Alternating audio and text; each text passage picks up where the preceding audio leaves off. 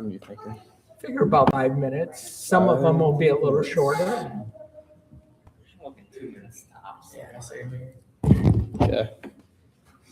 All right. My name is Wes Bieber, and my story kind of starts out as a kid and growing up in a Christian household with Christian influences all around me. I guess I'd say during my childhood, the two biggest influences that tried to speak scripture into my life would be my grandpa Bieber. There's one key moment. I was talking to them the other day and thought about this. Is I remember when I was a kid, my grandma trying to have me memorize John 3:16, and that was a good memory. And just throughout my youth, we went to church as a family. I tried to go every Sunday, and then started getting a little bit older and can't really put a date on it, but we stopped going. And throughout the course of my life, I've just, kind of done things my way, living in my sin, and didn't really,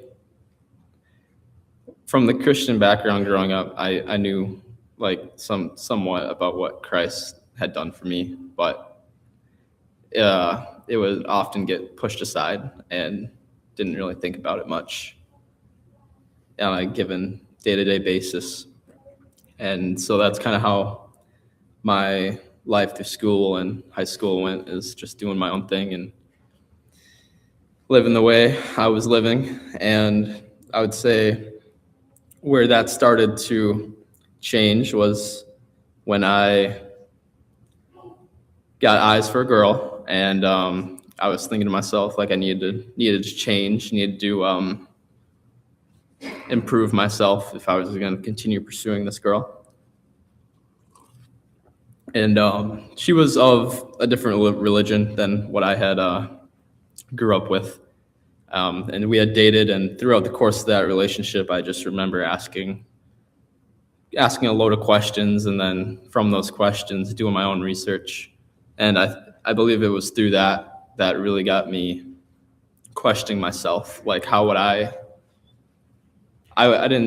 honestly don't think I could answer the questions that I was asking her for myself, like what I believed, and going into depth for those types of questions. And that really struck the questioning of my faith in my life, and that's what kind of led towards the path I'm heading down now. And the relationship ended and left me in a pretty rough spot. And I just one key thing that I remember is at my graduation party, my grandpa Dennis, he gifted me a devotional, and tried to read that every day since I graduated, and I think it helped.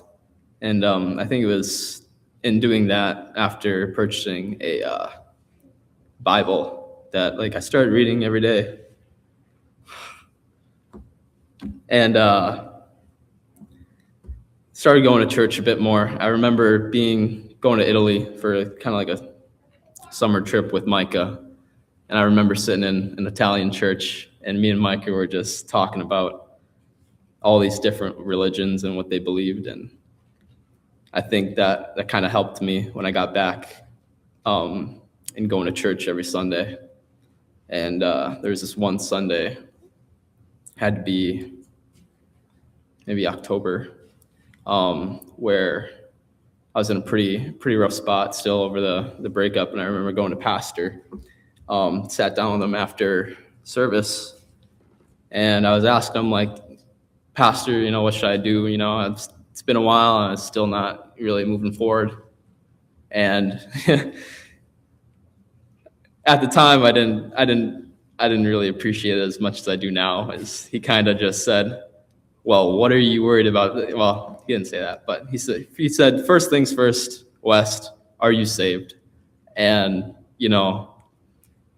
at the time, I didn't really appreciate it. I was not appreciative of that answer as I am now. I thought he was kind of just beating around the bush, but he asked me that, and he said, "Why are you worried about these things if you're not right with the Lord?" In a sense, that's what the conversation went like. And, you know, that kind of shifted my whole perspective after going home, after having that talk with him. And just shortly after that, I remember, you know, trying to praying and talking to the Lord about where we're at. And, you know, that's when I decided to give my life to Christ. And, you know, now I'm here. I don't know. That's it.